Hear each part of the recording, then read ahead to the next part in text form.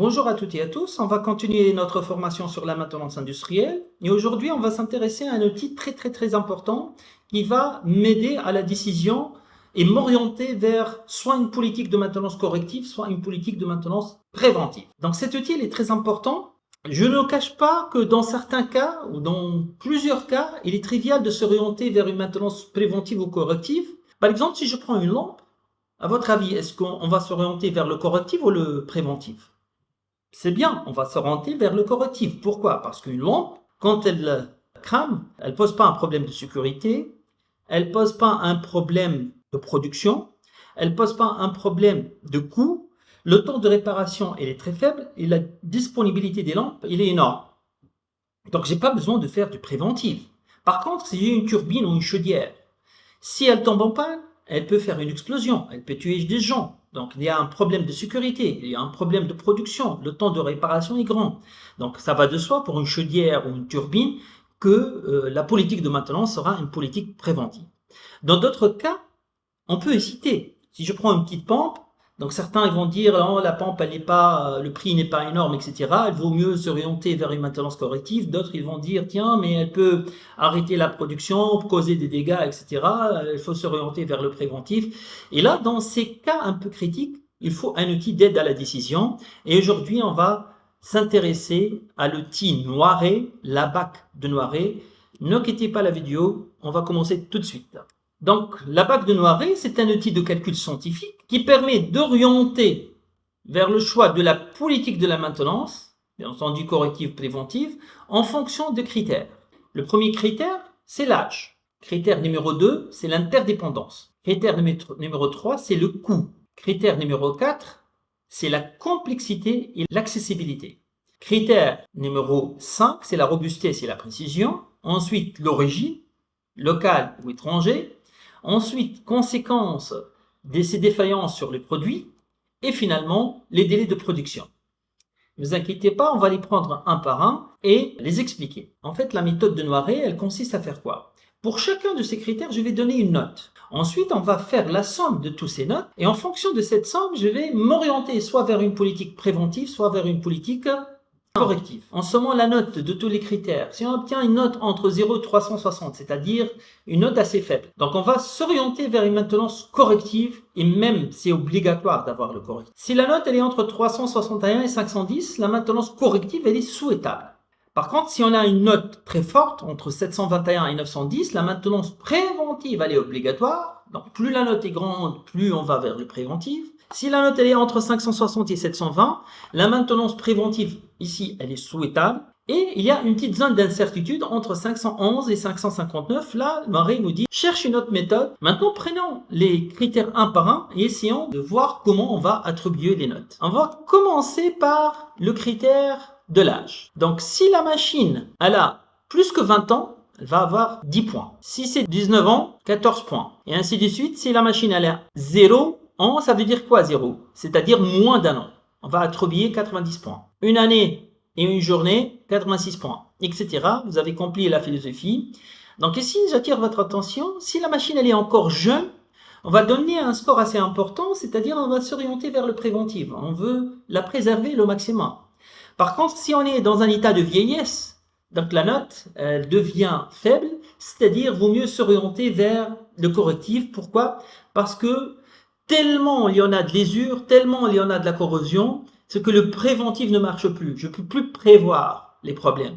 Donc, vaut mieux, ça va coûter énormément d'argent, ça va faire de l'indisponibilité de ma machine.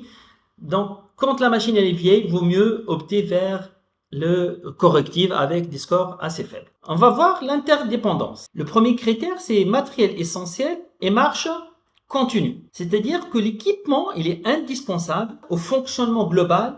Il fonctionne en permanence 24 heures sur 24, 7 jours sur 7.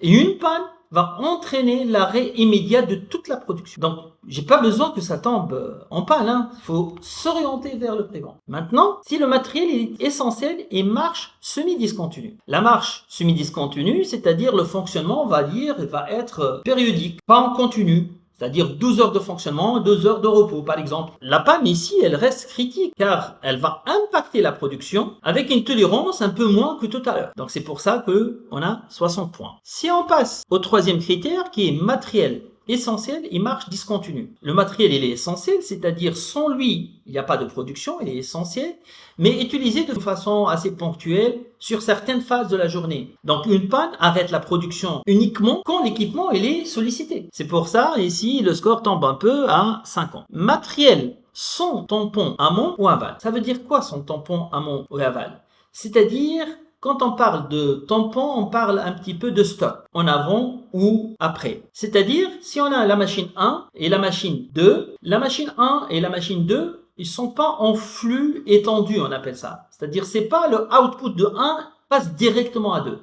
Donc, le output de 1, on va le mettre en stock et le 2 va prendre du stock.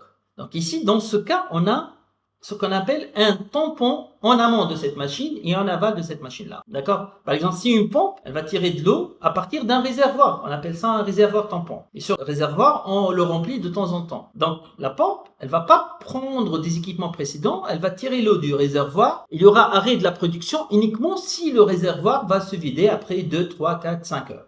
Donc ça, c'est ce qu'on appelle le tampon. Donc, si on n'a pas de tampon, c'est-à-dire on travaille à flux étendu, tout ce qui sort par là va entrer par l'autre. Donc là, on est quand même à 40 points, il faut aller vers le préventif. Je vais commencer par le bas, le matériel qui est en double. Ça veut dire quoi un matériel? C'est-à-dire on a redondance, multiplier 3, 4, 2 pompes. C'est-à-dire une panne n'a presque pas de conséquences. Si cette machine tombe en panne, celle qui est en double va prendre la relève. Donc ici, ça ne nous dérange pas si ça tombe en panne et on peut donner un score assez faible, 10 points. C'est s'orienter plus vers le correctif. Il y a le matériel indépendant, c'est-à-dire que même s'il tombe en panne, il ne va pas bloquer immédiatement la production. Son arrêt entraîne un impact limité. Et finalement, matériel semi-indépendant, c'est-à-dire que la machine a une certaine autonomie, mais dépend encore d'autres équipements. Son impact sur la production n'est pas énorme, donc c'est pour ça qu'on dit qu'il est un petit peu semi-indépendant, c'est-à-dire qu'il n'est pas forcément dépendant, il n'arrête pas immédiatement la production, mais si on ne le répare pas après 1-2 heures, son impact va être visible. Donc ça, c'est les critères d'indépendance. On va passer à d'autres critères. Le coût de l'équipement, bien sûr, le coût d'équipement est très important. Si le coût est inférieur de la machine à 5500 dinars, on va donner 5 points, on va s'orienter vers le correctif, le score est faible. Et plus le coût devient important, plus le nombre de points est important, plus on va opter pour le préventif. Si on a une machine dont le coût est supérieur à 250 000 dinars, on ne va pas s'amuser, laisser comme ça. Il faut faire de préventif, il ne faut pas qu'elle tombe en panne, il ne faut pas qu'elle explose, etc. Donc le coût, il est très important. Ensuite, la complexité et l'accessibilité. Donc là, on va commencer par le matériel peu complexe et accessible. Peu complexe, ça veut dire quoi? Ça veut dire que la technologie, elle est simple, le fonctionnement, il est facile à comprendre, peu de pièces traitées, ou peu de pièces dans la machine elle-même, et peu de réglages. Accessible, ça veut dire quoi? C'est-à-dire facile à atteindre physiquement, pas besoin de faire des démontages compliqués, elle ne se trouve pas en hauteur, elle ne se trouve pas dans un milieu confiné, donc elle est facilement accessible. Donc quelles conséquences? Maintenance facile, rapide et peu coûteuse, donc 5 points, on va s'orienter vers le correctif. Ensuite, au matériel très complexe et accessible. Très complexe, c'est-à-dire la technologie elle est avancée, le nombre de pièces dans la machine il est important, et ça nécessite des réglages précis. Plus, ça va nécessiter certainement une compétence spécialisée. Donc ça, c'est pour au niveau de complexité. Accessible, même chose, facilement atteignable pour les opérations de maintenance. Donc ici, la conséquence, maintenance possible, mais elle demande du temps et de l'expertise. C'est pour ça qu'on va donner 25 points. Ensuite, le matériel peu complexe et inaccessible. Peu complexe, on l'a dit, technologie simple, inaccessible, c'est-à-dire la position où se trouve la machine, elle est difficile, soit elle se trouve en hauteur, on a besoin de faire des démontages, on a besoin d'autres équipements pour y accéder. Le temps de réparation va être long, on aura besoin d'un échafaudage, on aura besoin de faire des zones d'arrêt, on aura besoin de faire des consignes de sécurité, etc. Donc là, également 25 points. Et enfin, matériel très complexe et inaccessible. Très complexe, on l'a dit, haute technologie, nécessite des expertises poussées. Inaccessible, position difficile, nécessitant des moyens particuliers dans ce cas-là. Donc, il ne faut pas que ça tombe en panne. On va s'orienter plutôt vers la maintenance préventive.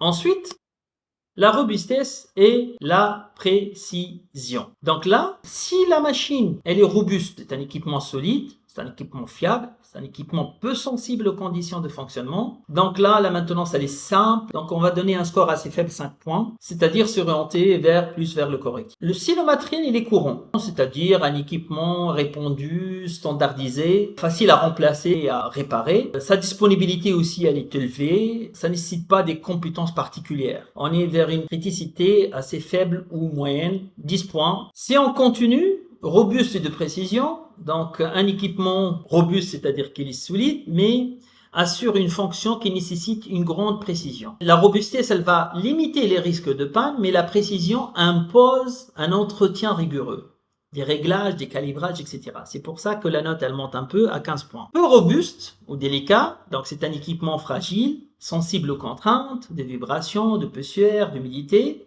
Donc le risque de panne devient plus élevé. Donc, ça nécessite une maintenance préventive plus stricte. C'est pour ça qu'on va jusqu'à 20 points. Ensuite, travail en surcharge. C'est-à-dire que l'équipement est utilisé au-delà des conditions nominales, que ce soit une surcharge mécanique, thermique, électrique, etc. Donc, on pense ici que l'usure elle est accélérée et la probabilité de panne elle est élevée. Donc, ça nécessite plus de surveillance, une surveillance renforcée, une maintenance préventive et pratiquement obligatoire là avec le score de 25 points. Et finalement, un matériel délicat et de précision. Donc, on a une double criticité ici, puisque l'équipement est fragile et en plus il est de haute précision. Toute panne ou toute dérive dans le réglage impacte directement la qualité et la sécurité. Donc, la maintenance elle est exigeante. Il faut des compétences élevées, il faut des suivis réguliers et des conditions de maintenance strictes. C'est pour ça qu'on va jusqu'à 30 points. Ensuite, l'origine de l'équipement. Donc, si l'équipement il est local et de grande série, c'est-à-dire que l'équipement là en Tunisie, et en plus on le trouve n'importe où, donc local de grande série, il peut être local mais de petite série, et là le score il monte, c'est-à-dire qu'il est local, oui, tunisien, mais l'équipement n'est pas très disponible, il faut aller le chercher, donc on augmente un peu le score, on ne veut pas que ça tombe en panne très facilement, donc 40 points. Si l'équipement il est étranger avec un service après-vente local, c'est-à-dire l'équipement est fabriqué en Chine, mais on a un représentant, un service après-vente, le score il va monter un peu à 50 points. Et s'il est étranger mais sans service après-vente local, c'est-à-dire on a acheté une machine de l'extérieur, cette machine-là, on ne la trouve pas au marché local, elle est étrangère, et en plus, cette machine-là n'a pas de représentant local. Donc quand il faut la réparer, il faut aller en Chine, en Russie. Et finalement, si la machine vient de l'étranger, et sans service après-vente, là, on va essayer de faire tout pour qu'elle ne tombe pas en panne. On va aller vers le préventif et le score, il est assez élevé, 90 points. Maintenant, l'utilisation de l'équipement. Si l'équipement est utilisé à un poste de travail, c'est-à-dire 8 heures par jour, c'est bon. On va donner un score de 75, c'est-à-dire même si ça tombe en panne, en fait, on a 16 heures pour réparer. Si la machine, elle marche à 2 postes de travail, c'est-à-dire 2 fois 8 heures, elle est bien sollicitée, donc le score il s'élève à 175. Et si elle travaille 24 sur 24, 3 postes de travail, donc là, elle travaille en continu de 150 points. Perte de produit. Quelles sont ici les conséquences si le produit qu'on désire donner au client, quelles sont les conséquences s'il y a une panne? Donc, si le produit il reste vendable, on passe au deuxième choix où il reste vendable avec une petite baisse de prix ou une promotion. Donc, on va donner 10 points, ça ne dérange pas. Si le produit il est à reprendre, c'est-à-dire suite à une défaillance machine, le produit, on va le prendre, le réinjecter dans la chaîne de production pour le corriger et le revendre. Donc là, le score il est à 35, il est un peu plus grand. Par contre, si le produit il est complètement perdu, donc il faut aller vers le préventif à 55 points. Les délais, on a plusieurs types de délais. Si les délais sont libres, c'est-à-dire ma production, elle n'est pas engagée avec un client. Donc on va mettre au stock et ensuite on va distribuer à partir de nos stocks. 25 points, ça suffit, puisque là, le correctif, même si j'ai une panne, j'ai le temps de réparer et de vider mes stocks. Ensuite, il y a les délais serrés. On est limité par le temps, on a signé un contrat. Il ne faut pas que les machines tombent en panne, on passe directement à 100 points. Et puis, il y a les délais plus que serrés, c'est-à-dire les délais impératifs. Et même dans les délais impératifs, il y a 2 grades. Il y a risque de pénalité de retard, c'est-à-dire je signe un contrat et en signant le contrat, me dit chaque jour de retard, tu vas payer telle somme. Donc, il y a des pénalités de retard. Il y a le deuxième délai impératif qui est un peu plus important, qui est le risque de pénalité. Tu vas payer pour chaque jour de retard et en plus, on te laisse ton produit. tu vas perdre les clients. Donc là, ça va toucher l'image de marque de l'industrie. On aura toute une production qui va rester sur place puisque j'ai perdu le client. Et bien entendu, je vais non seulement faire ça, je vais payer des risques de pénalité. Dans ce cas, 225 points, il ne faut pas que ça tombe du tout en panne. Il faut passer vers le préventif. Et voilà, pour chaque critère, on va sommer tous les points, revenir à ce tableau et s'orienter vers une maintenance corrective ou une maintenance préventive. Voilà, c'est tout pour cette vidéo. Au revoir.